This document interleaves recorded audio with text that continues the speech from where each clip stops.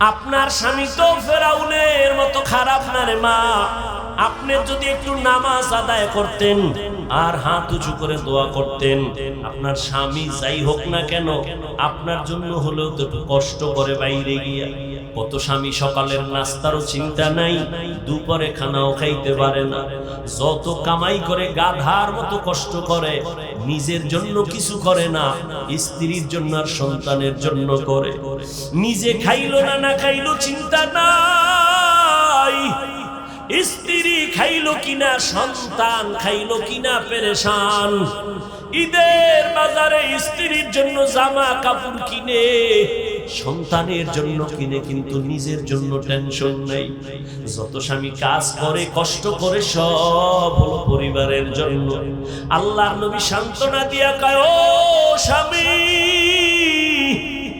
তুমি যে কষ্ট কইরা তোমার স্ত্রী সন্তানের পেছনে তো টাকা ব্যয় করো, মনদারে এত ঘাবড়াইও না, শান্তির জীবন নাও, খুশির সংবাদ নাও। তুমি মাদ্রাসা মসজিদে যদি এই টাকাগুলো দান করতা, যা সওয়াব পাইতা, তোমার স্ত্রী সন্তানের পিছনে ব্যয় করিয়া তার থেকে বেশি সওয়াব পেয়ে যাইবা। ও পর্দার আড়ালের আম্মা জান, ঘরে আসার পরে যদি স্বামীকে সালাম দিয়ে বরণ করে একটু বুঝাইতেন, ও স্বামী আমার আব্বা জানের ঘর ছাড়িয়া মায়ের কোলের মায়া বাদ দিয়ে আমি আপনার ঘরে চলে আসছি, না খাইয়াও দিন কাটাইতে রাজি, খাইলে পাবো না খাইলে পাবো তার কোনো চিন্তা নাই, তবে আপনার কাছে আমার একটা দাবি, আমরা ঘরের মধ্যে বাচ্চা নিয়ে যে থাকি, আপনার কাছে অনুরোধ, কোনোদিন হারাম টাকা ঘরে নিবেন না, ঢুকাবেন না। হারাম টাকা দিয়া আমাদের সন্তানের পবিত্র রক্ত নাপাক করব না, না খাইয়া কষ্ট করব, তারপরেও না হারাম খাইয়া আমাদের রক্ত নাপাক করব না। ও আম্মা জান, আপনি যদি এইভাবে হাসি মুখে স্বামীটাকে বুঝাইতেন, ঘরের মধ্যে কোনো স্বামী হারাম ঢুকাইতে পারত না। হালালের মধ্যে বরকত দেখতেন, আপনার সন্তান মা বাবার বাধ্য হতো। যেই মা বাবায় সন্তানের হারাম খাওয়ায়, মক্কা মদিনার ইমাম দিয়েও দোয়া করাইলে ওই সন্তান কোনোদিন মা বাবার খেদমত করবে না। এজন্য হালাল খাওয়াবেন। ও আম্মা জান, আপনার সন্তানটাকেও যদি ছোট থেকে কোরআন পড়াইয়া ডাক্তার বানাইতেন, আপনি মরিয়া গেল সন্তান ডাক্তার হইয়াও কোরআন পড়ে দোয়া করতে ভুলতো না। আপনার সন্তানটারে যদি বুঝাইতেন, বাবা আমি তোর মা, সবাই তো মাকে সম্মান করে, ও বাবা তোর কাছে আমার দাবি, তুই কামাই রুজি কইরা আমারে খাওয়াবি, চাই না, আমি চাই তোর প্রশংসা যেন মানুষ করে দোয়া করে। আলেম ওলামার দোয়া নিবি, মুরব্বি পাইলে সালাম দিবি, দোয়া নিবি। আম্মা জান, সন্তানগুলোকে যদি এইভাবে বুঝাইতেন, আপনার সন্তান কোনোদিন মা বাবার সাথে বেয়াদবি করতো না, আলেম দেখলে সালাম দিত, বড় দোয়া নিত না, ওস্তাদের সাথে বেয়াদবি করতো না, দোয়া নিয়ে চলতো, আপনার কপাল খুলতো, সন্তানের জীবনটা উজ্জ্বল হয়ে যাইত। ও আমার মা বোনেরা, আপনাদের মতো কত মা এখনো আছে নামাজ পড়ে, পর্দা করে, স্বামীর মালের খেয়ানত করে না। ও বোনেরা, আপনাদের মতো কত বোন আছে লেখাপড়া করে, নামাজ পড়ে, মোবাইলে সময় নষ্ট করে না, চরিত্র নষ্ট করে না। একটা মানুষের অমূল্য ধন চরিত্র, চরিত্র নষ্ট হয়ে গেলে মানুষটার কোনো মূল্য থাকে না। হে আল্লাহর বান্দারা, এখনো যদি যারা এই গুনাহে লিপ্ত, চরিত্র নষ্ট, তওবার দরজা খোলা, আল্লাহর ইবাদতের জন্য এখনো সময় দিতে পারো না রে যুবক। ইবাদত বড় দামি একটা সম্পদ। আমার নবীকে আমার আল্লাহ মেরাজের বেলায় আব্দ শব্দ বলে ইশারা করলেন। তিনটা কারণে নবীকে আল্লাহ আব্দ শব্দ বলেছেন মেরাজের ঘটনার শুরুতে। নবীকে আল্লাহ বান্দা বলিয়া বুঝাইছেন। বেঈমান নাস্তিকেরা ওরা নবীর মেরাজটা সরাসরি বিশ্বাস করে না। আমি আব্দ শব্দ দিয়া বুঝাইলাম, বান্দা শুধু রূহের নাম না, বান্দা শুধু দেহের নাম না, রূহ আর দেহটার দোনোটার সংমিশ্রণে হয় একটা মানুষ, একটা বান্দা। অতএব আমি আমার বান্দারে যে মেরাজ করাইছি, এই কথাটাই প্রমাণ আমার নবীর মেরাজ স্বপ্ন যোগে হয় নাই, সরাসরি হয়েছে। দ্বিতীয় আব্দ বলার কারণ হলো আব্দ মানে বান্দা, বান্দার সাথে আল্লাহর সম্পর্কের নাম ইবাদত। ইবাদত যে করে তার নাম আব্দ, যার ইবাদত করে তিনি মাবুদ। আমার নবী পৃথিবীতে যত মুমিন মুসলমান ইবাদত করে এর থেকে শ্রেষ্ঠ ইবাদত করনে ওয়ালা হলেন আমার নবী। আমার নবীর সাথে ইবাদত করনে ওয়ালা কেউ আছে? আহ আম্মা জান আয়েশা রাদিয়াল্লাহু তাআলা আনহাকে কে সাহাবায়ে কেরাম জিজ্ঞেস করলেন নবীজির আশ্চর্য ধরনের কোন ঘটনা আছে শুনাইবেননি?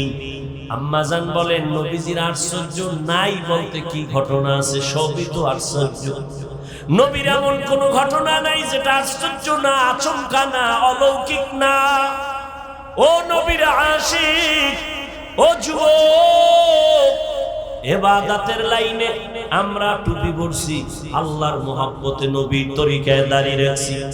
ও শিক্ষিত আমার যুবক বাবারা, একটু বলবানি সাহস থাকলে বলো তোমরা নবীর আদর্শ জবাই কইরা কত উপরে উঠছো, আর আমরা নবীর আদর্শ মানতে গিয়ে কত নিচে নামছি। বলো, তুমি পারবা না? আমার থেকে শুনে নাও, যদি ভুল বলি তুমি দাঁড়াইয়া লোকমা দিও। আমরা আলহামদুলিল্লাহ, তোমরা 3 বেলা খাও আলহামদুলিল্লাহ, আমরা নবীর আদর্শ ঠিক রাইখা 3 বেলা খাই না, 5 বেলা খাই। তুমি নবীর আদর্শ জবাই কইরা রাতে ঘুমাও, আমরা নবীর আদর্শ ঠিক রাইখাও রাতে ঘুমাই। তুমি নবীর আদর্শ বাদ দিয়া দেশ বিদেশ স্বাধীনভাবে ঘুরো, আমরা নবীর আদর্শ ঠিক রাইখা স্বাধীনভাবে ঘুরি। কই সালাম দিলে তো মানুষ আমাদের এই দেয়, কলিজা দিয়া দোয়া করে, আমরা পিওর খানা খাই।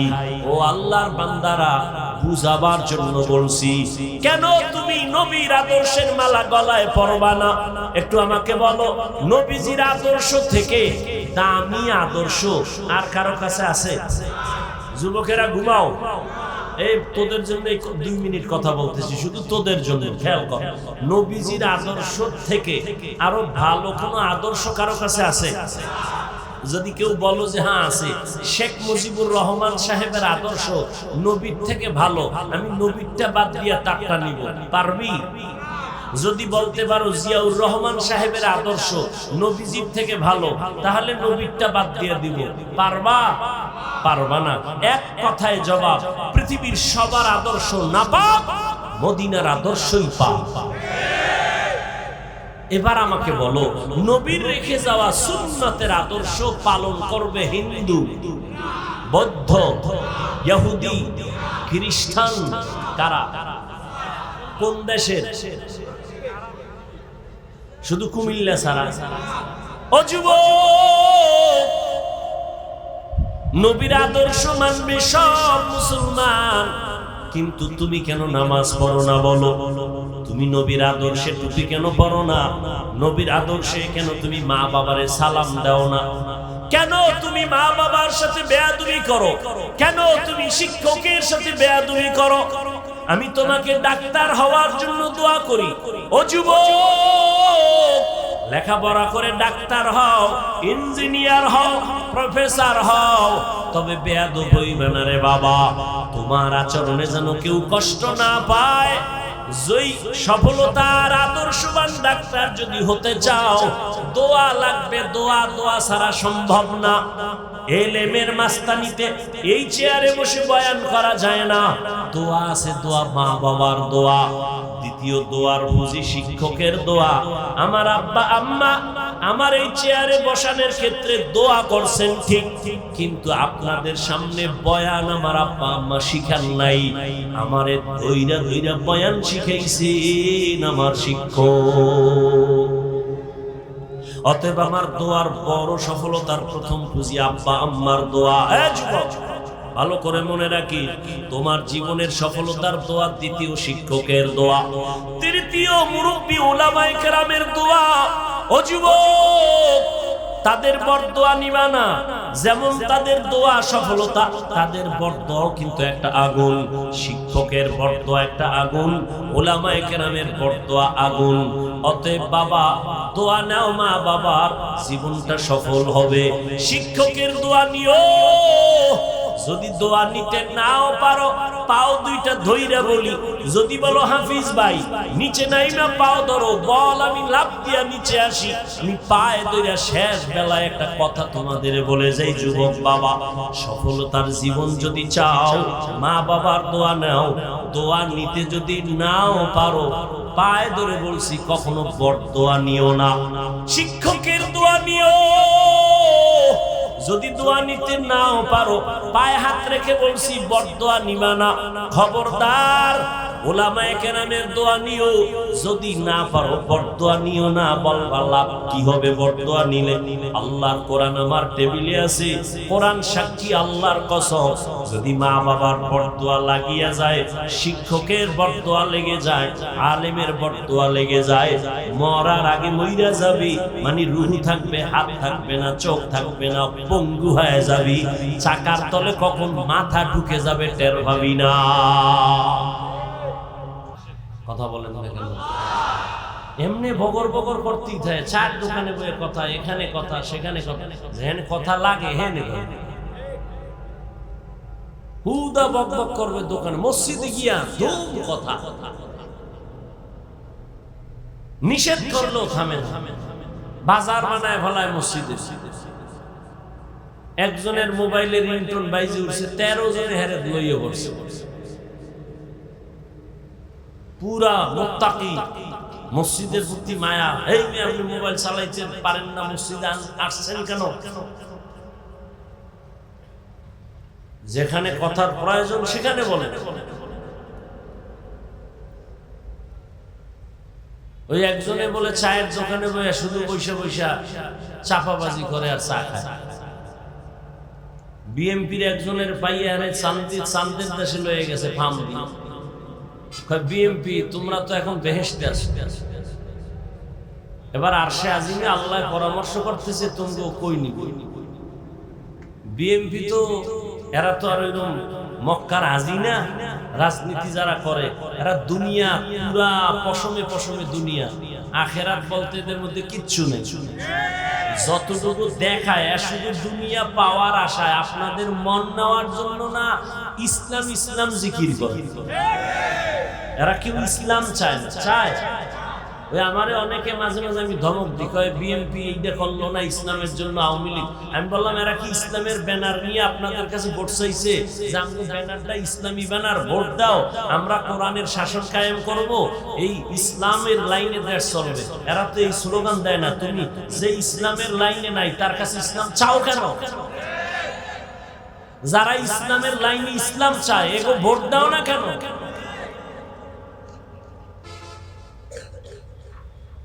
বর্তমানে আমাদের হুজুরদের মধ্যে আলেম চেয়ারম্যান আছে না বাংলাদেশে? আসেনি?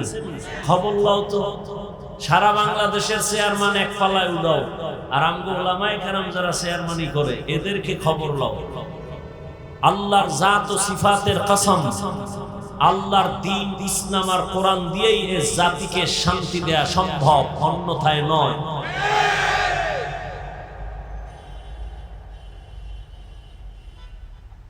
তো চায়ের দোকানে বইয়া বিএমপির এই কথা কইলে হে খুশি না বেজা? ও মিশা কইছে তো হে খুশি। দোকানওয়ালারা কয় তাড়াতাড়ি দুধ বেশি দিয়ে একটা দুধ চা দাও, হ্যাঁ রুটি দাও। বিএমপি ভাগছে আইসা আওয়ামী লীগের একটা। কাহারে তোমরা এত টেনশন কেন করো? চোখটা খুললে দেখবা তোমরাই এ ফার্ম পায়ে কয় আরে শুধু দুধ চা না, রুটির লগে কলাও। এরকম চাপাবাজি করে 13 কাপ চা খাওয়া শেষ। হঠাৎ করে আইসে একজন প্রাইমারি স্কুলের মাস্টার, হে তো শিক্ষিত, হেরও মকা মনে কইরা দেখছে 2-1 কাপ খাওয়ান যায়। জিজ্ঞাসা স্যার আমারে চিনেন নি? কয় না। সর্বনাশ, আমাকে চিনেন না? আমি তো বিদেশি একজন প্রবাসী। আমি সৌদি আরব 3 বছর, কাতারে 2 বছর, সিঙ্গাপুরে ছিলাম 4 বছর। এত যে চাপাবাজি করে, স্যার এখনো চায়ের অর্ডার দেয় না। স্যার তো বুঝে ফেলছে, এত বক বক করে কার? স্যার একটা প্রশ্ন করে ফেলছে, আপনি কানাডা গেছেন, কুয়েত গেছেন, কাতার গেছেন, সৌদি গেছেন, তাহলে আপনার ভূগোল সম্পর্কে তো অনেক অভিজ্ঞতা আছে। বলে হ্যাঁ হ্যাঁ, 3.5 বছর ছিলাম। স্যার এবার বুঝলেন যেটা আসলে কথার পাগল না, এটা চাপাবাজ। চাপাবাজি করে করে করে করে মানুষের থেকে ধান্দা করে। এ দুনিয়ায় সবগুলোই চাপাবাজি করে দুনিয়া পাওয়ার জন্য। এই জন্য আমি সেদিন ঢাকায় বলেছি, ও যুবকেরা, আল্লাহর কসম করে বলি, তোমরা এই জীবনে যত আপন পাইছো সব স্বার্থপর। তোমাদের জীবন নিরেট, তোমাদের জীবনের আপন বন্ধু হলো একমাত্র উলামায়ে কেরাম। এছাড়া তোমাদের আপন কেউ নেই। দেখো না, এত গালি দাও, এত বিরোধিতা করো, এরপরও আলেম দোয়াই করে, কখনো বড় দোয়া করে। দেখলে হাসি মুখে সালাম দেয়, বাবা কেমন আছো। এই ব্যবহার তোমাকে কেউ দিবে না। আর তুমি যে যাদের পিছনে দৌড়াও, স্বার্থে আঘাত লাগলে দল থেকে শুধু নাম কাটে না, কল্লা কেটে দেয়। আল্লাহ সব ভাইকে হেদায়াত দান করেন। আল্লাহ তাআলা বলেন, সব নবী পয়গম্বর আমার আশিক, আর আমি আল্লাহ একমাত্র মুহাম্মদের আশিক। ব্যবধান আছে না নেই? বন্ধু শব্দের অনেক শব্দ আছে আরবিতে। আল্লাহ বন্ধু মনে করিয়া ঈসা নবীর একটা উপাধি দিলেন রূহুল্লাহ, মূসা নবীরে দিলেন কালিমুল্লাহ, ইব্রাহিম নবীরে দিলেন খলিলুল্লাহ, আদমরে দিলেন সফিউল্লাহ, দাউদরে দিলেন খলিফাতুল্লাহ। এইভাবে সবাইরে দিয়া আল্লাহ হাবিবুল্লাহ রাখলেন তার আপন বন্ধু মুহাম্মদের জন্য। আল্লাহ কোরআনে কোন নবীর নাম নিছেন, কিন্তু আপনার আমার নবীর নাম নেন নাই, বরং নবীরে ডাকছেন ফাঁকে ফাঁকে, তেমন নাম ধরে ডাকেন নাই। এমন দামি দামি শব্দ বলেছেন, যেই শব্দটার ব্যাখ্যা ছাড়া কখনো সুযোগ নাই বুঝার মতো। বিশাল অলংকার যুক্ত শব্দ, ছোট্ট শব্দ। রাহমাতুল লিল আলামিন, ইয়া আইয়ুহাল মুযাম্মিল কুমিল লাইলা ইল্লা কালিলা, ইয়া আইয়ুহাল মুদ্দাসসির। নবীরে ডাকলেন ইয়াসিন, তাহা। নবীরে ডাকলেন সিরাজাম মুনীরা, নবীকে ডাকলেন খাতামুন নবীন। আল্লাহ কোথাও নবীর নাম ধরে ডাকেন নাই। কিন্তু নবীর জীবনে দুইটা আশ্চর্য ধরনের সফর হয়েছিল।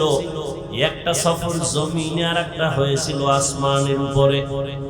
দুই সফর বড় আশ্চর্য ধরনের। এক সফর আল্লাহ পাক রব্বুল আলামিন সুখের সফর করাইছেন, আর একটা সফর নবীর জীবনের বড় দুঃখের সফর করেছিলেন। দুই সফরের দুইজন সফর সঙ্গী।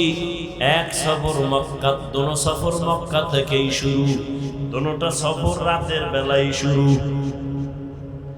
এক সফর মক্কা থেকে মদিনা, সফর সঙ্গী পয়গম্বরের জান্নাতি সাহাবী আবু বকর সিদ্দিক রাদিয়াল্লাহু তাআলা আনহু।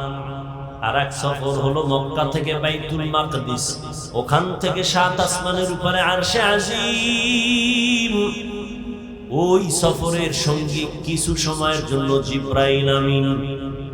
আল্লাহ পাক এই যে দুইটা সফর করাইছেন, একটা হলো মক্কা থেকে মদিনায় হিজরত, এর থেকে আরো আশ্চর্য ধরনের সফর হলো আসমান ভ্রমণ করা।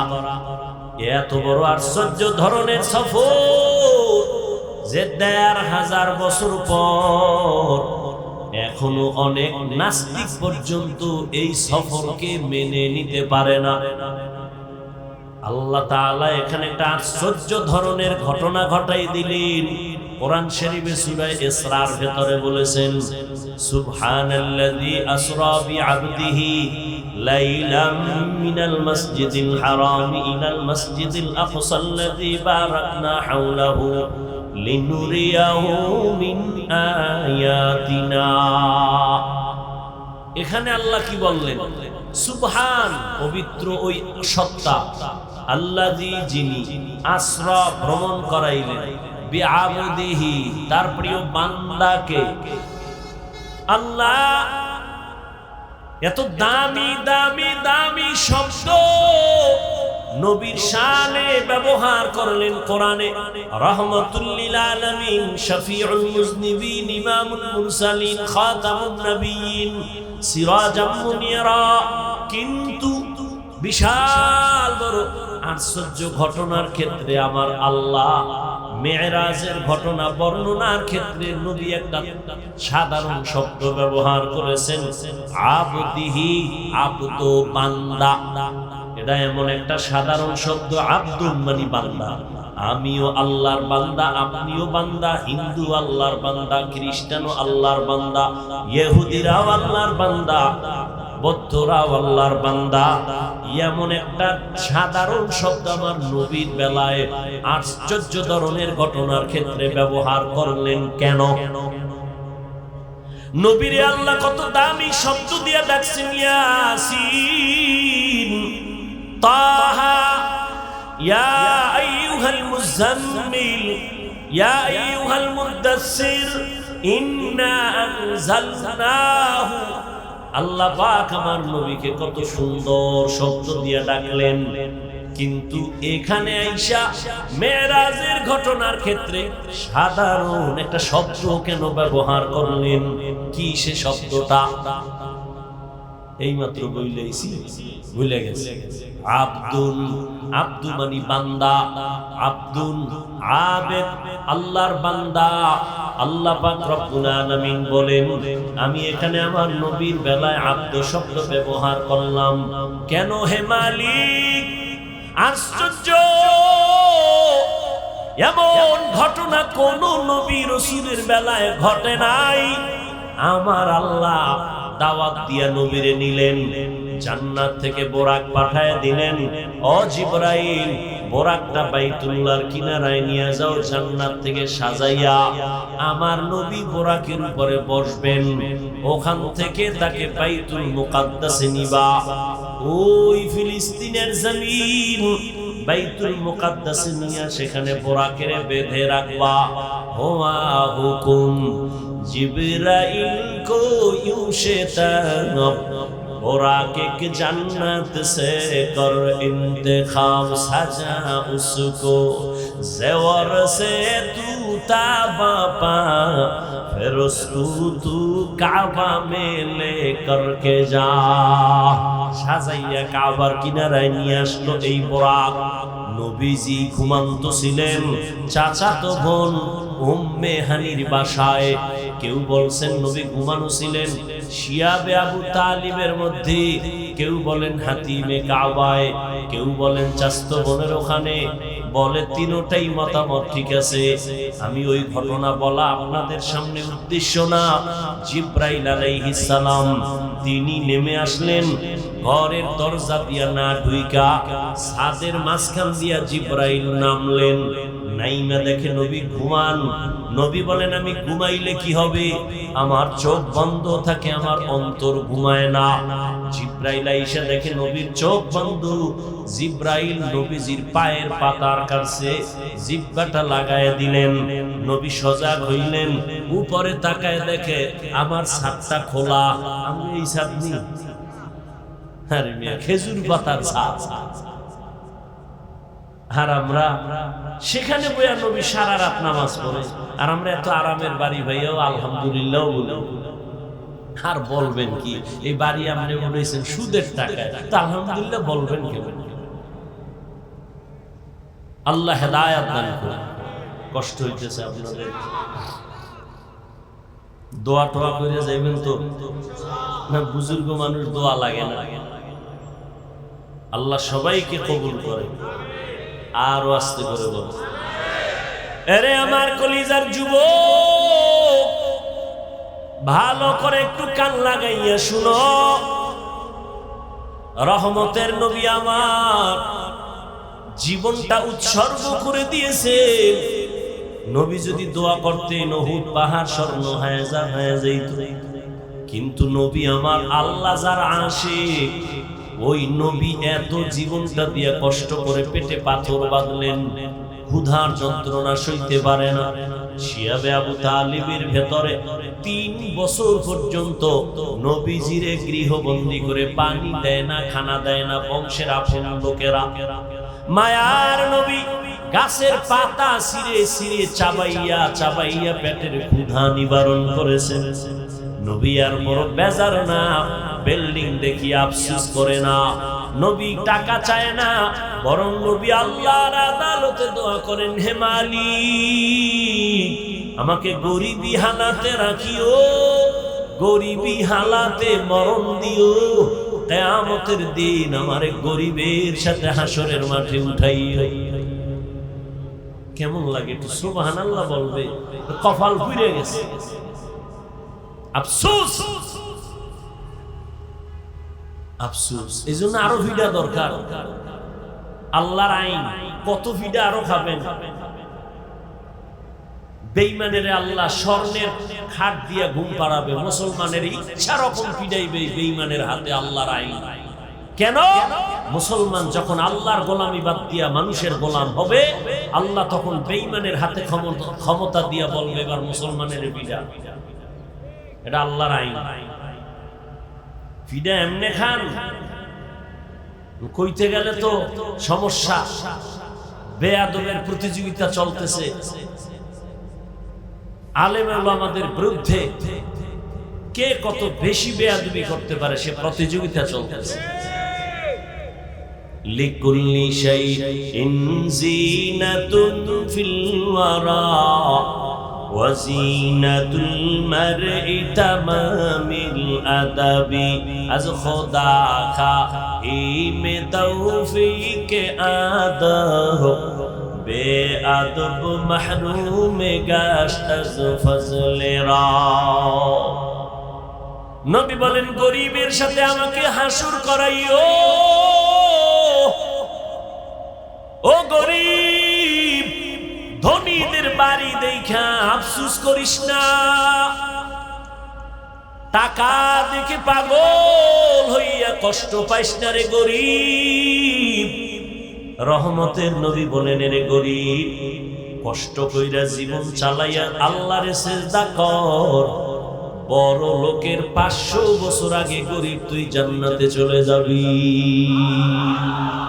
আতিনা ফি দারে দুনিয়া না হাসান, আতিনা ফি দারে উকবা না হাসান, ইয়া গিয়াসাল মুস্তাগীসিন ইহদিনা ইফতিখারা বিল উলুমি ওয়াল গিনা।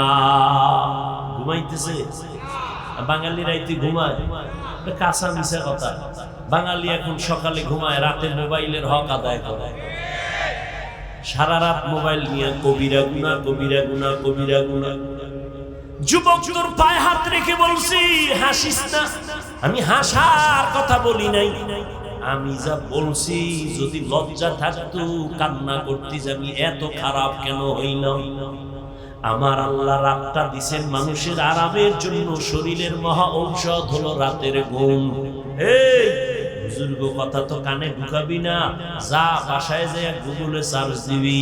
হাফিজ ভাই যে বলল রাতের ঘুম শরীরের ঔষধ, হুজুরের কথা মানতে চাই না, গুগলে সার্চ দিয়ে দেখ রাতের ঘুম শরীরের কেমন ঔষধ। চিকিৎসা বিজ্ঞানীরা সব ডিটেলস ওখানে দিয়ে দিছে গবেষণা। রাতের ঘুম যে ঘুম ঔষধ, সারা রাতের ঘুম না। সন্ধ্যা রাতের ঘুম শরীরের ক্ষতি, শেষ রাতের ঘুম শরীরের ক্ষতি, মধ্যরাতের ঘুম হলো শরীরের মহা ঔষধ। 10টা থেকে রাত্র 2টা পর্যন্ত ঘুমাবি, শরীরের একটা মহা ঔষধ।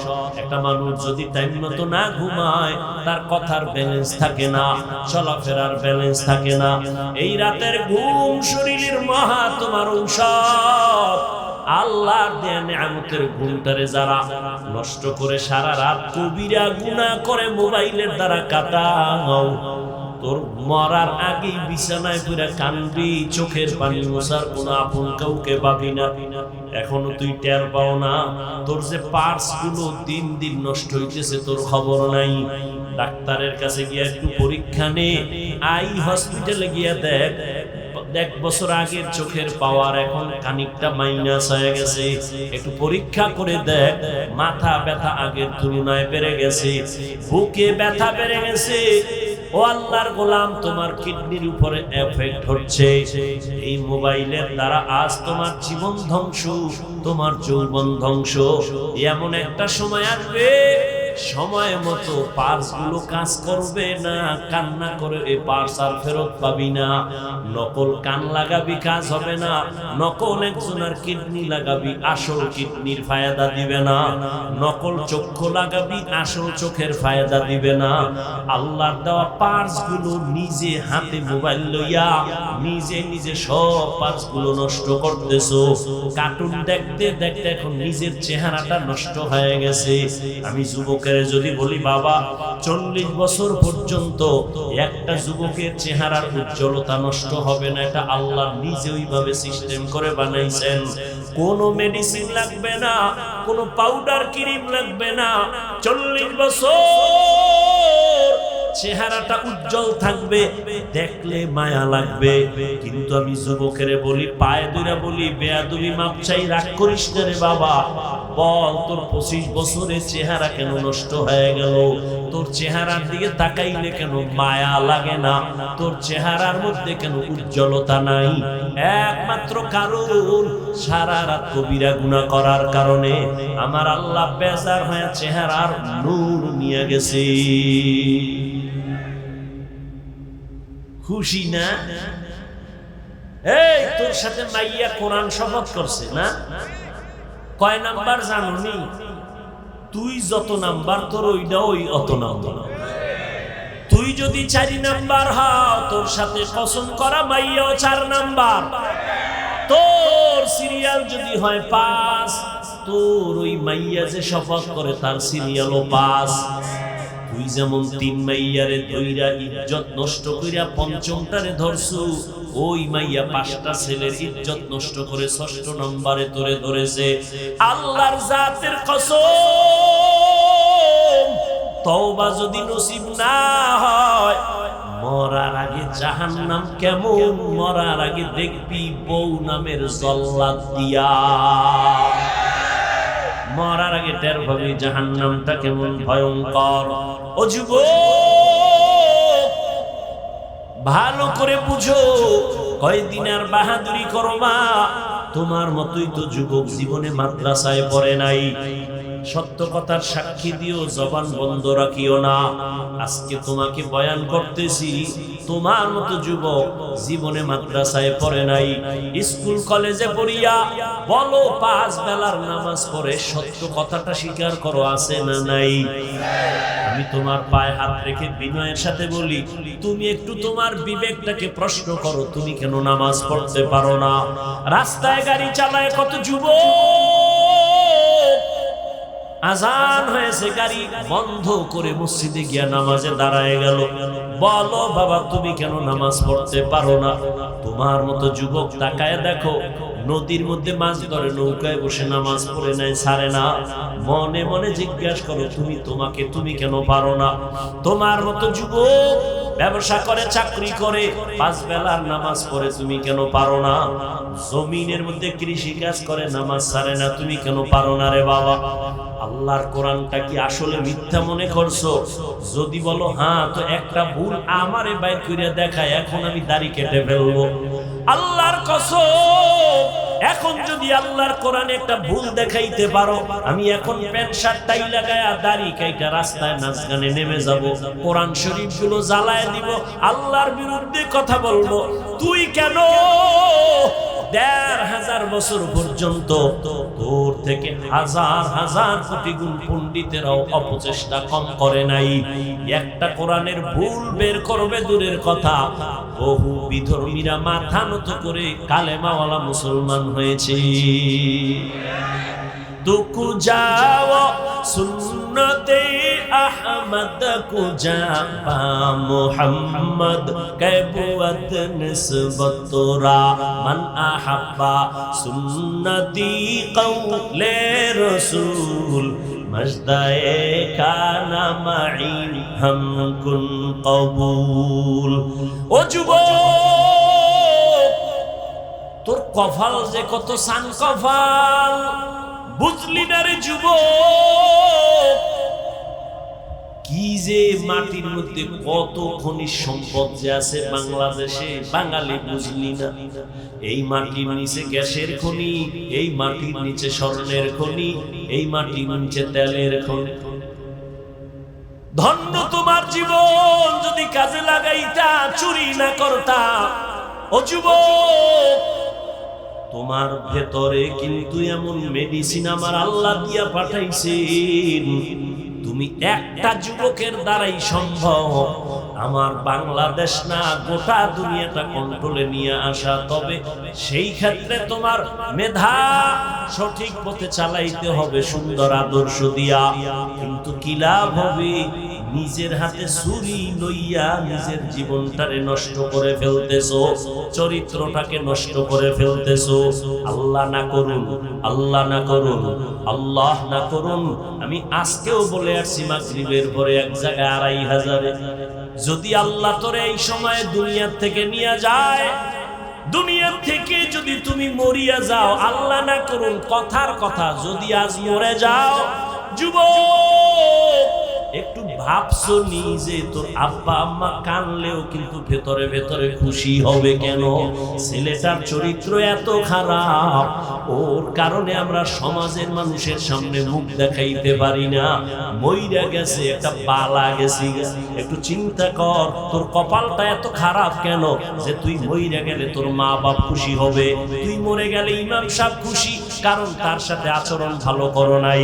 তুই যদি মরিয়া যাও আলেমরা খুশি, কারণ তোর ফেসবুকের স্ট্যাটাস দেখে মানুষ কষ্ট পায়। তুই মইরা গেলে তোর বন্ধুটা পর্যন্ত খুশি, কারণ তুই বন্ধুর সাথে ব্যবহার ভালো করো না। একটু বালিশে মাথা লাগাইয়া চিন্তা করিস, কুত্তা শুয়ারের আল্লাহ পাক চিন্তা করার মতো মেধা দেন নাই, ভালো মন্দ যাচাইয়ের মেধা মানুষকে দিছেন। ও যুবক বাবা, তুমি একটু চিন্তা করো, রহমতের নবী 1500 বছর আগে বলেছেন, ও যুবক বাবারা, এমন এক টাইমে আমি মক্কায় আসছি যেই সময় মক্কার মানুষ চরিত্রহীন, খারাপ, আমার আপন বলতে কেউ নাই।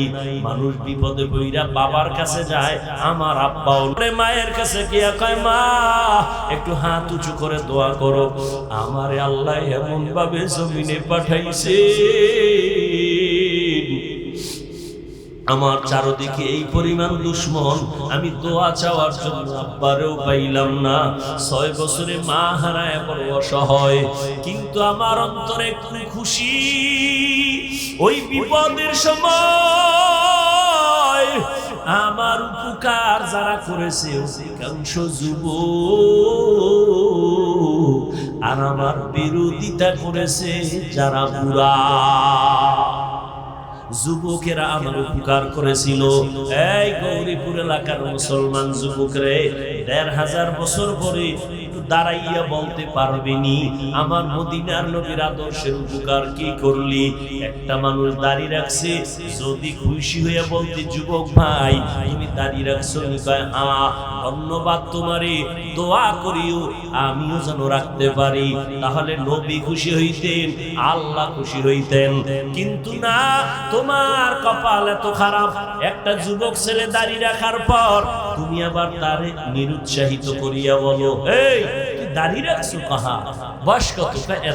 এত তাড়াতাড়ি বুজুর্গ, লজ্জা করে না? বিয়ে শাদী করছো? কয় না, এত তাড়াতাড়ি। তোমার থেকে সান্ত্বনার বাণী পাইল না। অথচ নবী বলেন, যুবক আমার উপকার করেছে, বুড়ারা আমার বিরোধিতা করেছে। নবীর বিরোধী দুশমন আবু জাহাল বুড়া, আবু লাহাব নবীর দুশমনি করে বুড়া, ওব্বা নবীর দুশমনি করে বুড়া, সায়েবা নবীর দুশমনি করে বুড়া। আর নবীর আপন হইয়া উপকার করার জন্য রহমতের নবীর হাতের সাথে হাত লাগাইছেন 11 বছরের সন্তান। কয় বছর? 11 বছরের সন্তান হাত লাগাইয়া নবীর সাথে শপথ নিলেন কালেমার পতাকা উড্ডীন করার জন্য। নবী কয়, ও ভাই তুমি এতদিন ছিলা আমার চাচাতো ভাই, এখন থেকে তুমি আমার সাহাবী। হযরত আলী 11 বছরের মধ্যে নবীর হাতে হাত লাগায় দিলেন। 11 বছর মদিনার নবী বলেন, এতদিন ছিল আলী আমার চাচাতো ভাই, এখন কি হইছে? সাহাবী কিছুদিন পরে কি হবেন? কি হবেন? জামাতা। নবী খুশি হইয়া যুবক আমার কাছে আসছে, নবীর প্রাণ ঠান্ডা হয়ে গেছে। আলী তো আলী, নবী এমন একটা চোখের পাওয়ার দিয়া দিছেন কলবের ভেতরে। আলী 900 মনের ওজন, এমন একটা কামুল দুর্গের কপাটা এক হাতে উঠায়। আলীর আল্লাহ এমন পাওয়ার দিছেন, মদিনার নবী অন্তর কইরা দোয়া করেন, আনা দারুল হিকমা ওয়া আলীউন বাবুহা, আমি মুহাম্মদ হলাম ইলম ও হিকমতের ঘর, আর এই ইলমের ঘরের দরওয়াজা আমার আলী। আল্লাহর নবীর দোয়ার কারণে আল্লাহ পাক আলীকে এত পরিমাণ জ্ঞানের ভান্ডার দিলেন। ওমরের খেলাফত চলতেছে, ওমরে ফারুক তো আর একটা বাঘ, চেয়ারের মধ্যে খেলাফতের মসনদে বসা, হঠাৎ সামনে পাশে আলীও আছেন। হঠাৎ একজন মহিলা আদালতে হাজির। মহিলা দায়িত্বহীন ভাষায় চিল্লায় বলে, খলিফাতুল মুসলিমিন, আমি অপরাধী, বিচারের জন্য আসছি, আমার বিচার করেন, আমি অন্যায় স্বীকার করলাম। কি অন্যায় করেছো? মহিলা বলে, আমি জিনা করেছি। জিনা করি একটা অবৈধ বাচ্চা আমার পেটে নিয়ে দাঁড়াইছি, বিচার করেন। কার সামনে? আরে কথা কন না। ওমর তো কথার আগে তরবারি, জল্লাদ তরবারি ডালা। কেন কয়? দেখছুনি নিজের অপরাধ নিজে স্বীকার করেছে। কেন কয়? ও জাহান্নামের আযাবের ভয় পায়। ও আল্লাহর বান্দি বলে, আমি দুনিয়ার শাস্তি মাথা পেতে নিব, কিন্তু পরকালে আল্লাহর আযাব নিতে পারবো না। ও পর্দার আড়ালের আম্মা জানেরা, একটু মাইকের আওয়াজ কানে লাগায় শুনেন। এতক্ষণ আপনাদের সন্তানদের যেই পরিমাণ বয়ান আমি শুনাইলাম রে মা, এই সন্তানগুলোকে যদি আমার কথা বাস্তবায়ন করার জন্য চেষ্টা করা হয়, আম্মা জান, আপনাদের অবদান ছাড়া সম্ভব হবে না। এই দুনিয়ায় যত ভালো সন্তান একমাত্র মায়ের অবদানের কারণে। এজন্যই তো মা আপনাদের এত মর্যাদা আল্লাহ বাড়াইছে নবীর মাধ্যমে। কিয়ামত পর্যন্ত কোন লাইনে আলাদাভাবে নারীর মর্যাদা বাড়ানোর কোনো রাস্তাই নাই। দুনিয়ার কোন বেঈমান যদি বলে আমরা আলাদা নারীর সম্মান দিব, খোদার কসম নারীর সম্মান হবে না। চালাকি করলে হবে নারীরা অপমান। নারীর সম্মান কোন কোন লাইনে দরকার আমার আল্লাহ দিয়ে দিয়েছেন একবারে কিয়ামত পর্যন্ত। নবীদের মা বানাইছেন নারীদেরকে। আম্মা জানদের বেলায় বলবনি দিয়ে একটা কথা, আরে আম্মা জান, আপনাদের জীবনটা তো ধন্য, আপনারা নবীদের মায়ের মতো মা, সাহাবায়ে কেরামের মায়ের মতো দামি মা। আপনারা এই যে স্টেজের মধ্যে হাফেজে কোরআনদের বাগড়ি দেওয়া হলো, একটু চিন্তা করেন ওর মা কত খুশি, ওর বাবা কত খুশি। কলিজাটা ভরে গেছে। দোয়া করি, তবে ভয়ও আছে, যেমন খুশি তেমন ভয়। যদি আমার এই ছাত্র বাবারা আল্লাহর কোরআন বুকে নিয়ে গুনায় লিপ্ত হইয়া যায়, আমার আল্লাহ বরদাস্ত করতে পারবেন না। ভালো ছাত্র সামান্য অন্যায় করলে আল্লাহ তারে ধইরা ফালায়, শিক্ষক তারে ধরে ফেলে। আল্লাহর কোরআন যার সিনায় লাগাইছে, নিচে ভিতরে 30 পারা ঢুকানো, ওই বান্দা আল্লাহর কাছে এত প্রিয়, সামান্য গুনাহ করলে আমার মাওলা সইতে পারে না। আল্লাহ ঠাস করে একটা হোঁচট খাওয়ায়া দেয়, দুনিয়া থেকে চলে যায়। আল্লাহর কাছে দোয়া করি, কোরআন যাদের সিনায় নিল, হাফেজ আলেম, আল্লাহ তাদেরকে আদবওয়ালা জিন্দেগি দান করেন। আল্লাহওয়ালাদের ওস্তাদের দোয়া নিয়া, মা বাবার দোয়া নিয়া শান্তি আর সম্মানের জীবনে চলতে পারে তৌফিক দান করেন। ও পর্দার আড়ালের আম্মা জানেরা, আপনারা তো খাদিজা রাদিয়াল্লাহু তাআলা আনহার মতো নারী, ফাতেমা রাদিয়াল্লাহু আনহার মতো দামি নারী, আপনারা তো আয়েশা রাদিয়াল্লাহু আনহার মতো নারী। এরে আম্মা জান, আপনারা তো ইসমাঈল নবীর মা হাজেরা আলাইহা সালামের মতো নারী, আপনারা তো ঈসা নবীর মা মারইয়াম আলাইহা সালামের মতো নারী। আপনারা তো কেমন দামি। ওই বেঈমান ফেরাউন নিজের খোদা দাবি করেছিল, একটু জানা থাকলে বলবেন ওই বেঈমানের ঘরে তার স্ত্রী কে ছিল? আসিয়া কত দামি নারী। রহমতের নবী বলেন কিয়ামতের ময়দানে জান্নাতের মধ্যে আসিয়ার সাথে আমি মুহাম্মদের বিবাহ হয়ে যাবে। ও মা, আপনার স্বামী তো ফেরাউনের মতো খারাপ না রে মা। আপনি যদি একটু নামাজ আদায় করতেন আর হাত উঁচু করে দোয়া করতেন, আপনার স্বামী যাই হোক না কেন আপনার জন্য হলেও তো একটু কষ্ট করে বাইরে গিয়া। কত স্বামী সকালের নাস্তারও চিন্তা নাই, দুপুরে খানাও খাইতে পারে না, যত কামাই করে গাধার মতো কষ্ট করে, নিজের জন্য কিছু করে না, স্ত্রীর জন্য আর সন্তানের জন্য করে। নিজে খাইলো না না খাইলো চিন্তা নাই, স্ত্রী খাইলো কিনা সন্তান খাইলো কিনা পেরেশান। ঈদের বাজারে স্ত্রীর জন্য জামা কাপড় কিনে, সন্তানের জন্য কিনে, কিন্তু নিজের জন্য টেনশন নেই। যত স্বামী কাজ করে কষ্ট করে সব হলো পরিবারের জন্য। আল্লাহর নবী সান্ত্বনা দিয়া কয়, ও স্বামী, তুমি যে কষ্ট কইরা তোমার স্ত্রী সন্তানের পেছনে তো টাকা ব্যয় করো, মনদারে এত ঘাবড়াইও না, শান্তির জীবন নাও, খুশির সংবাদ নাও। তুমি মাদ্রাসা মসজিদে যদি এই টাকাগুলো দান করতা, যা সওয়াব পাইতা, তোমার স্ত্রী সন্তানের পিছনে ব্যয় করিয়া তার থেকে বেশি সওয়াব পেয়ে যাইবা।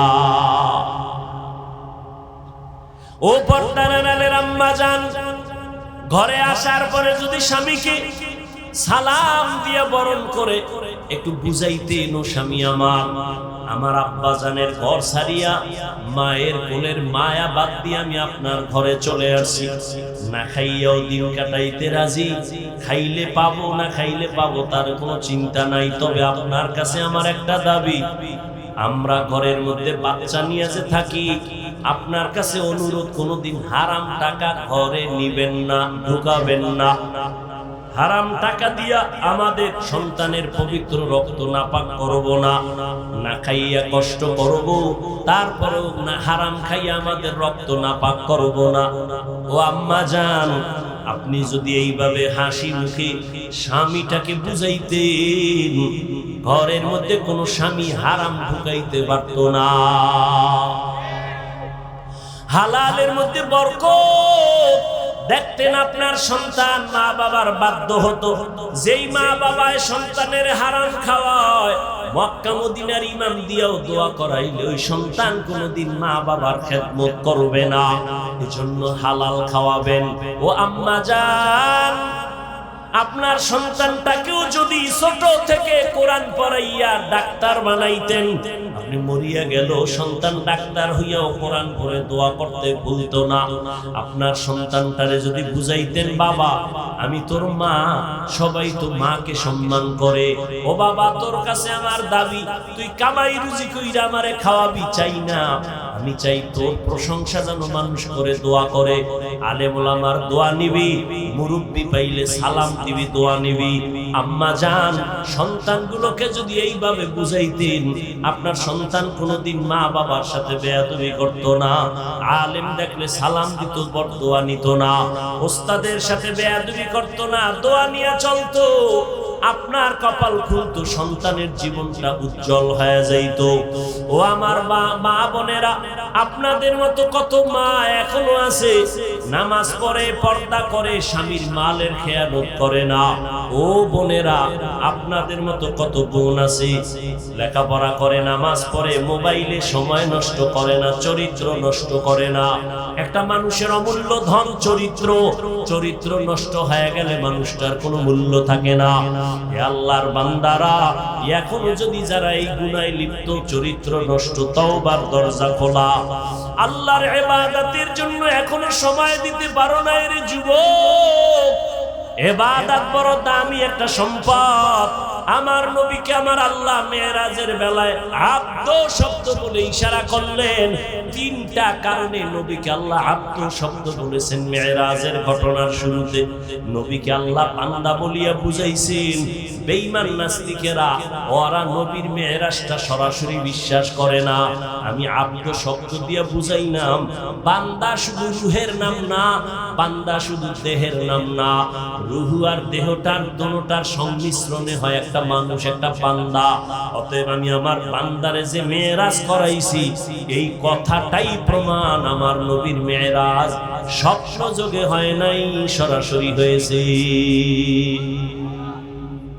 দ্বিতীয় আব্দ বলার কারণ হলো আব্দ মানি বান্দা, বান্দার সাথে আল্লাহর সম্পর্কের নাম ইবাদত। ইবাদত যে করে তার নাম আব্দ, যার ইবাদত করে তিনি মাবুদ। আমার নবী পৃথিবীতে যত মুমিন মুসলমান ইবাদত করে এর থেকে শ্রেষ্ঠ ইবাদত করনেওয়ালা হলেন আমার নবী। আমার নবীর চেয়ে ইবাদত করনেওয়ালা কেউ আছে? আম্মা জান আয়েশা রাদিয়াল্লাহু তাআলা আনহাকে কে সাহাবায়ে কেরাম জিজ্ঞেস করলেন নবীজির আশ্চর্য ধরনের কোন ঘটনা আছে শুনাইবেননি? আম্মা জান বলেন নবীজির আশ্চর্য নাই বলতে কি ঘটনা আছে? সবই তো আশ্চর্য। নবীর এমন কোন ঘটনা নাই যেটা আশ্চর্য না, আচমকা না, অলৌকিক না। ও নবীর আশিক, ও যুবক, ইবাদতের লাইনে আমরা টুপি পরছি, আল্লাহর মুহাব্বতে নবীর তরিকায় দাঁড়িয়ে রাখছি।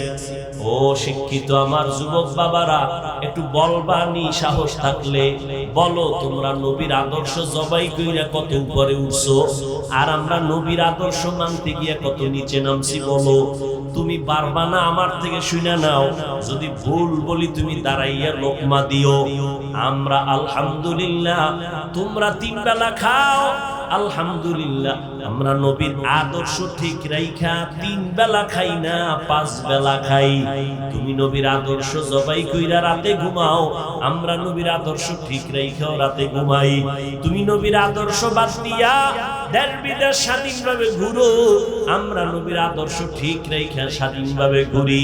কই সালাম দিলে তো মানুষ আমাদেরই দেয়, কলিজা দিয়া দোয়া করে, আমরা পিওর খানা খাই। ও আল্লাহর বান্দারা, বুঝাবার জন্য বলছি, কেন তুমি নবীর আদর্শের মালা গলায় পরবা না?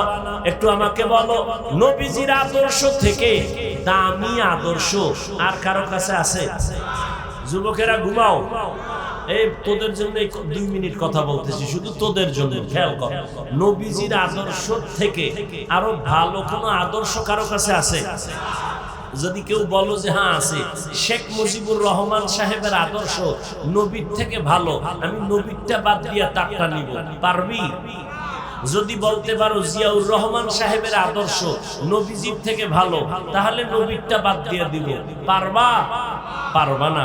এক কথায় জবাব, পৃথিবীর সবার আদর্শ নাপাক, মদিনার আদর্শই পাক।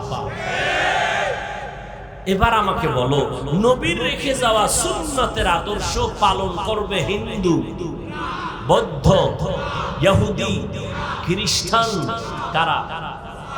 কোন দেশের? শুধু কুমিল্লা ছাড়া। ও যুবক, নবীর আদর্শ মানবে সব মুসলমান, কিন্তু তুমি কেন নামাজ পড়ো না? বলো, তুমি নবীর আদর্শে টুপি কেন পড়ো না? নবীর আদর্শে কেন তুমি মা বাবারে সালাম দাও না? কেন তুমি মা বাবার সাথে বেয়াদবি করো? কেন তুমি শিক্ষকের সাথে বেয়াদবি করো? আমি তোমাকে ডাক্তার হওয়ার জন্য দোয়া করি। ও যুবক, লেখাপড়া করে ডাক্তার হও, ইঞ্জিনিয়ার হও, প্রফেসর হও, তবে বেয়াদব হইবে না রে বাবা। তোমার আচরণে যেন কেউ কষ্ট না পায়। যেই সফলতার আদর্শবান ডাক্তার যদি হতে চাও, দোয়া লাগবে, দোয়া। দোয়া ছাড়া সম্ভব না। এলেমের মাস্তানিতে এই চেয়ারে বসে বয়ান করা যায় না। দোয়া আছে, দোয়া মা বাবার দোয়া। দ্বিতীয় দোয়ার বুঝি শিক্ষকের দোয়া। আমার আব্বা আম্মা আমার এই চেয়ারে বসানোর ক্ষেত্রে দোয়া করছেন ঠিক, কিন্তু আপনাদের সামনে বয়ান আমার আব্বা আম্মা শিখান নাই, আমারে ধইরা ধইরা বয়ান শিখাইছেন আমার শিক্ষক। অতএব আমার দোয়ার বড় সফলতার প্রথম পুঁজি আব্বা আম্মার দোয়া। যুবক ভালো করে মনে রাখি, তোমার জীবনের সফলতার দোয়া দ্বিতীয় শিক্ষকের দোয়া, তৃতীয় মুরব্বী উলামায়ে কেরামের দোয়া। ও যুবক, তাদের বরদোয়া নিবা না। যেমন তাদের দোয়া সফলতা, তাদের বরদোয়াও কিন্তু একটা আগুন। শিক্ষকের বরদোয়া একটা আগুন, উলামায়ে কেরামের বরদোয়া আগুন। অতএব বাবা দোয়া নাও, মা বাবার জীবনটা সফল হবে। শিক্ষকের দোয়া নিও। যদি দোয়া নিতে নাও পারো, পাও দুইটা ধইরা বলি, যদি বলো হাফিজ ভাই নিচে নাইমা পাও ধরো, বল আমি লাফ দিয়া নিচে আসি, আমি পায়ে ধইরা শেষ বেলায় একটা কথা তোমাদের বলে যাই। যুবক বাবা, সফলতার জীবন যদি চাও, মা বাবার দোয়া নাও। দোয়া নিতে যদি নাও পারো, পায়ে ধরে বলছি কখনো বরদোয়া নিও না, শিক্ষকের দোয়া নিও। যদি দোয়া নিতে নাও পারো, পায়ে হাত রেখে বলছি বরদোয়া নিবা না, খবরদার। উলামায়ে কেরামের দোয়া নিও। যদি না পারো বরদোয়া নিও না। বলবা লাভ কি হবে বরদোয়া নিলে? আল্লাহর কোরআন আমার টেবিলে আছে, কোরআন সাক্ষী, আল্লাহর কসম, যদি মা বাবার বরদোয়া লাগিয়া যায়, শিক্ষকের বরদোয়া লেগে যায়, আলেমের বরদোয়া লেগে যায়, মরার আগে মইরা যাবি, মানে রূহ থাকবে, হাত থাকবে না, চোখ থাকবে না, পঙ্গু হয়ে যাবি, চাকার তলে কখন মাথা ঢুকে যাবে টের পাবি না। সব জায়গার বরদোয়া চলে না, সাবধান। মা বাবার বরদোয়া কিন্তু আগুন, মরার আগে তুই শেষ। ওস্তাদের বরদোয়া কিন্তু আগুন, মরার আগে উলঙ্গ পাগল হয়ে রাস্তায় ঘুরবি।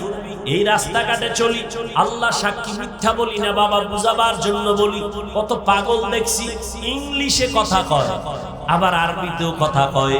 আমি চিন্তা করলাম পাগল হইয়া কি আবার ইংরেজি শিখছে, আরবি শিখছে নি? খুঁজে দেখলাম না। তাহলে পাগল আবার ইংলিশ কয় কেন?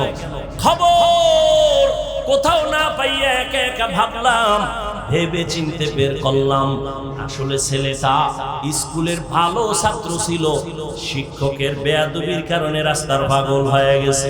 ছেলেটা মাদ্রাসার ভালো ছাত্র ছিল, ওস্তাদের সাথে বেয়াদবির কারণে রাস্তার পাগল হয়ে গেছে। ও যুবক, তোমার জন্য আমার জীবনের বড় একটা বয়ান। দোয়া যদি মা বাবার নিতে নাও পারো, পাও ধরে বলি বরদোয়া নিও না। মা বাবার দোয়া নাও, শিক্ষকের দোয়া নাও, মুরব্বী ওলামাদের দোয়া নাও। দোয়া নিতে না পারলেও বরদোয়া নিও না। ওয়াদা কর, অঙ্গীকার কর, ওয়াদা কর যে মইরা যাব, গলায় ছুরিও যদি লাগে, এই প্যান্ডেলে ওয়াদা করলাম মা বাবার দোয়া নিতে না পারলেও বরদোয়া নিব না। ওয়াদা কর, প্রতিজ্ঞাবদ্ধ হ। যদি পারি শিক্ষকের দোয়া নিব, না পারলে বরদোয়া নিব না। চেষ্টা করবো আলেম ওলামাদের দোয়া নিতে না পারলে অন্তত বরদোয়া নিব না। ও বাবা, তুমি আলেমের বিরুদ্ধে ফেসবুকে লেখলে, বলো তোমার কি লাভ হবে আর আলেমের কি ক্ষতি হবে? হবে? এই তুমি আমার বিরুদ্ধে লেখলে ইসলামের কোনো লাভ হবে? তোমার লাভ হবে? বরং তুমি কিন্তু দিন দিন ধ্বংসের পথে যাইবা। অতএব এগুলো বাদ দিয়া তুমি একজন ভালো ছাত্র হও, তুমি ভালো ডাক্তার হও। দোয়া ছাড়া বেয়াদবি কইরা ডাক্তার হইলে ডাক্তার হইতে পারবি ঠিক, তবে তাসলিমা নাসরিনের মতো জুতা খাওয়া লাগবে জায়গায় জায়গায়। বেয়াদবি কইরা প্রফেসর হইতে পারবি ঠিক, কিন্তু আহমদ শরীফের মতো জুতার বাড়ি খায়া মরণ লাগবে, কবরও হবে না। ঢাকা কলেজের প্রফেসর আহমদ শরীফ মরার আগে ছেলে মেয়েরে বলছে, আমি মরা কবর বিশ্বাস করি না, মরলে আমারে কবরে দিবি না। ঠিকই ওই বেঈমান মরার পর সন্তানেরা কবরে রাখে নাই, দেহটা হসপিটালে দান করে দিয়েছে। ওই আহমদ শরীফ প্রফেসর ঢাকা কলেজের ক্লাসের মধ্যে ঢুইকা কয়, এই ছেলে মেয়ের আমার নাম জানুনি? কয় জানি। বল। কয় বেদুরি হবে। শোন, আমার নাম আহমদ শরীফ। শুনছো না তোরা কোরআন শরীফ? জি স্যার। শুনছো হাদিস শরীফ? জি স্যার। শুনছো মক্কা শরীফ মদিনা শরীফ? কয় জি স্যার। আজকে থেকে শুনা ল, মক্কা শরীফ বাদ, মদিনা শরীফ বাদ, কোরআন শরীফ বাদ, হাদিস শরীফ বাদ, আমি আহমদ শরীফ তোদের জন্য যথেষ্ট। ওই ডাক্তার হয়ে লাভ নাই, ওই প্রফেসর হয়ে লাভ নাই, সুনামের সাথে জীবনটা তৈরি করো। সেজন্য মা বাবার দোয়া আর মোবাইলের থেকে নিজের চরিত্রটারে বাঁচাও, কারণ চরিত্র একটা অমূল্য সম্পদ। দিন দিন কবি নজরুলের ইতিহাস পড়ো, কত গর্ব করো। তোর মতো সারা রাত আকাম করলে জীবনে কবি নজরুল হতে পারতে। তুই যে সারা রাত মোবাইলে আকাম করো, নির্লজ্জ বেহায়ার মতো। ঘুমের মধ্যে মরণ হয়নি? এই যুবকেরা বল। আচ্ছা, আজরাইল যদি আইসে দেখে তোর কানের ভিতরে গানের তার লাগানো, তুই মুসলমানের সন্তান, আল্লাহর ভয় নিয়ে বল, তুই আজরাইল যদি দেখে রাতে তুই কানের মধ্যে তার লাগাইয়া ঘুমাইছ গান শুনতে শুনতে, আল্লাহর কাছে কালকে কি জবাব?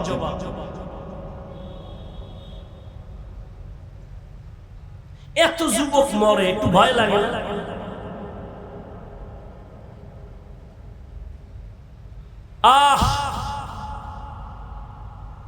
অনুরোধ করে বলে গেলাম, ও পর্দার আড়ালের মা, এখনো সময় আছে, আপনার সন্তানকে বুঝাই একটু লাইনে নেন, দোয়া করেন।